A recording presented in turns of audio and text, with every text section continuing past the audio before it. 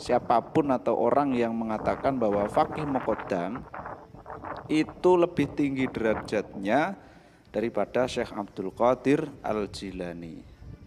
Tetapi ternyata keterangan seperti itu ada di dalam kitab ini, sahabat. Ya, lagi-lagi ini adalah kitab Al-Jawharus Syafaf, salah satu kitab yang dikatakan, diklaim disusun pada abad ke-8 Hijriyah. Assalamualaikum warahmatullahi wabarakatuh. Kembali lagi bersama 9.0 TV dari Buta Pandita Lopi Kabupaten Bulukumba.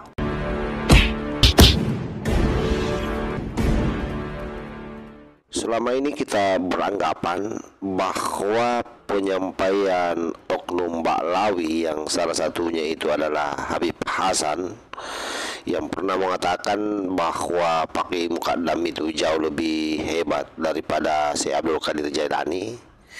Pikiran kita semua tertuju bahwa saat dia mengatakan seperti itu hanyalah dongeng belaka. Ternyata ditemukan kitab yang memang menjelaskan tentang hal tersebut. Jadi memang pada prinsipnya apa yang disampaikan oleh mereka oknum-oknum kelam Ba'lawi, kode bolang selama ini yang dijejalkan kepada para mukibin, itu ternyata memang ada semacam panduannya. Jadi ada kitab, ada tutorial yang memang sudah disiapkan oleh mereka, dan bahkan klaimnya itu sejak abad 8 Hijriah hal tersebut sudah ada.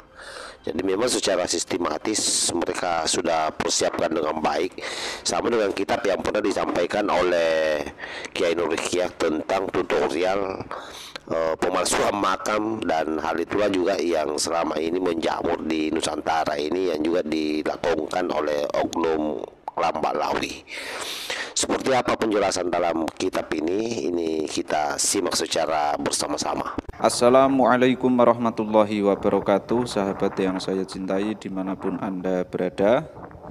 Mungkin sahabat ada yang berpikir bahwa pernyataan salah satu penceramah yang menyampaikan bahwa faqih muqaddam itu lebih tinggi derajatnya daripada Syekh Abdul Qadir Al-Jilani hanyalah sebuah isapan jempol belaka.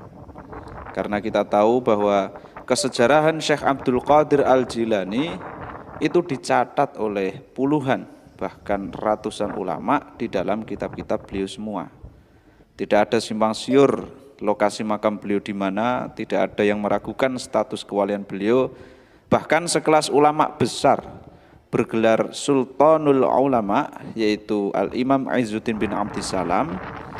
Ini termaktub di dalam kitab At-Tarikh fil Islam karya Imam Adz-Dzahabi. Sahabat bisa lihat tepat di juz 39 halaman 92. Beliau menyampaikan manukilat ilaina karomatu ahadin bitawaturi ila Syekh Abdul Qadir. Tidak ada riwayat karomah satu orang pun yang sampai kepadaku secara mutawatir kecuali karomahnya Syekh Abdul Qadir Al-Jilani. Ya, tentu saja hal ini berbanding terbalik ya dengan kesejarahannya faqih muqaddam. Sehingga sangat mengagetkan ketika ada siapapun atau orang yang mengatakan bahwa faqih muqaddam itu lebih tinggi derajatnya daripada Syekh Abdul Qadir Al-Jilani. Tetapi ternyata keterangan seperti itu ada di dalam kitab ini, sahabat. Ya, lagi-lagi ini adalah kitab Al-Jawharus Syafaf, salah satu kitab yang dikatakan, diklaim disusun pada abad ke-8 Hijriyah. Ini kita lihat mulai dari sini halaman 87, ini membacanya agak sulit, sahabat, karena satu-satunya kitab yang ada itu berupa manuskrip, belum dicetak.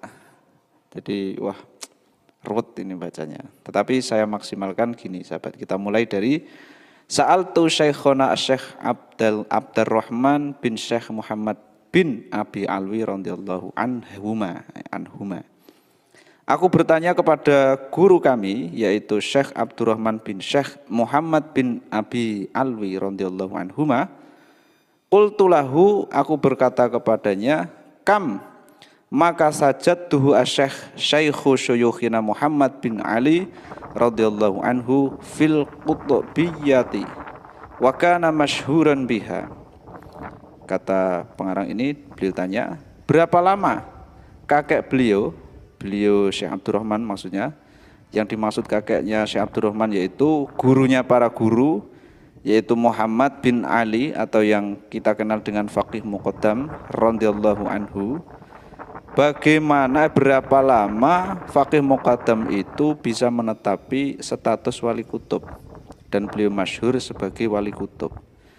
Ya, atau kalau kita bahasakan pertanyaan sederhananya itu gini sahabat ya, kalau kita sederhanakan pertanyaannya, kira-kira tirakatnya Faqih Muqaddam menjadi wali kutub dan bisa masyhur itu berapa lama? Nah, kalau kita sederhanakan kira-kira seperti itulah ya.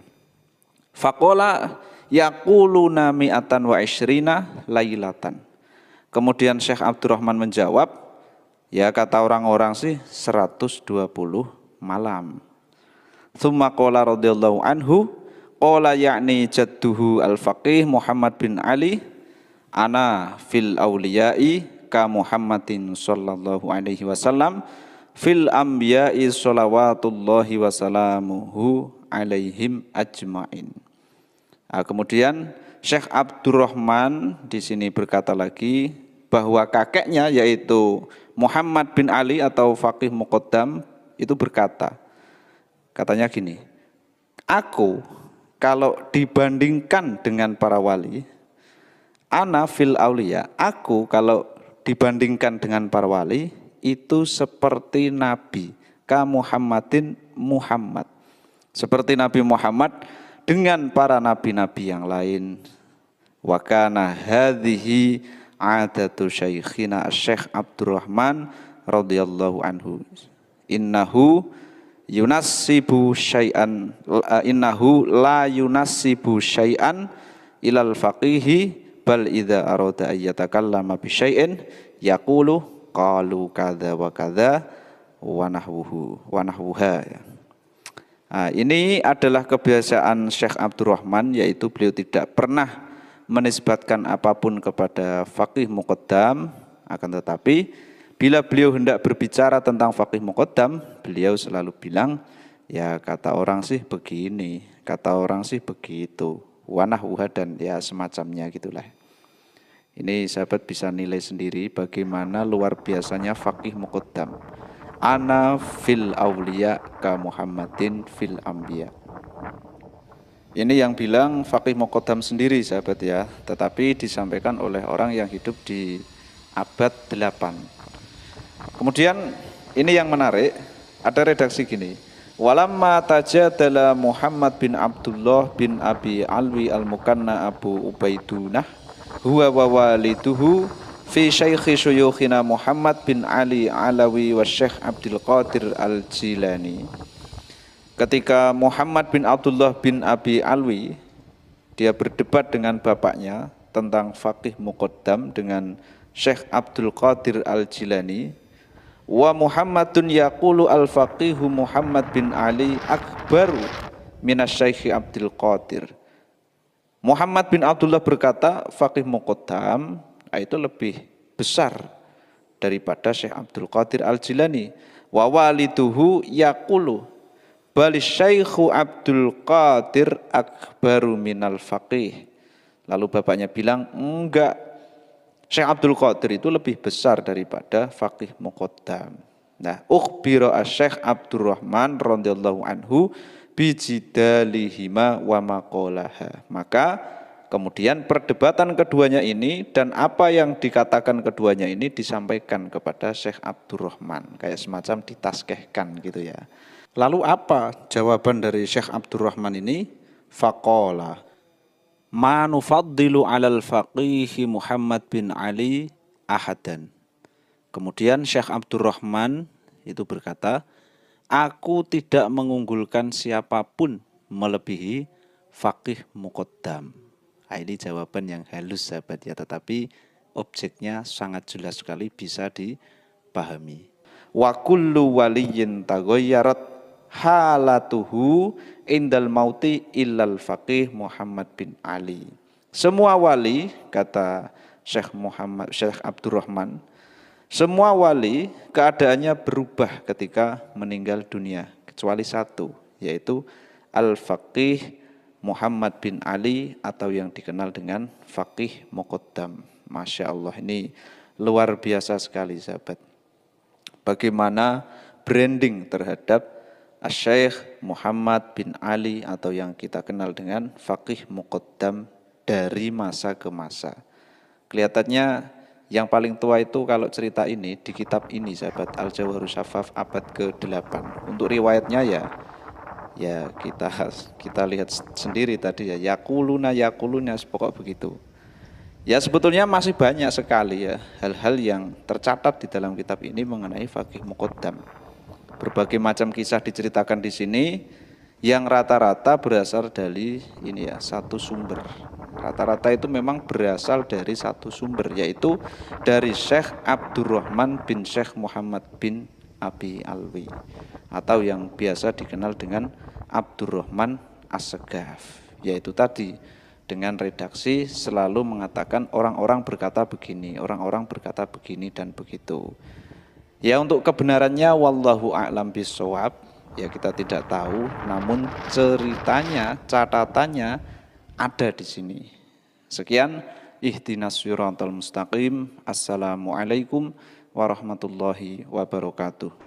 Apapun yang disampaikan oleh mereka pada prinsipnya memang kita tidak pernah sepakat ya, terutama kalau itu bicara soal Syekh Abdul Qadir Jailani yang disamai atau bahkan dilewati kehebatannya sebagai seorang wali oleh Faqih Muqaddam yang merupakan guru besar daripada Keram Ba'lawi atau leluhur Keram Ba'lawi lah yang termasyhur. Karena sampai hari ini juga dari orang tua kita, leluhur kita, nama Faqih Muqaddam itu tidak pernah kita dengar.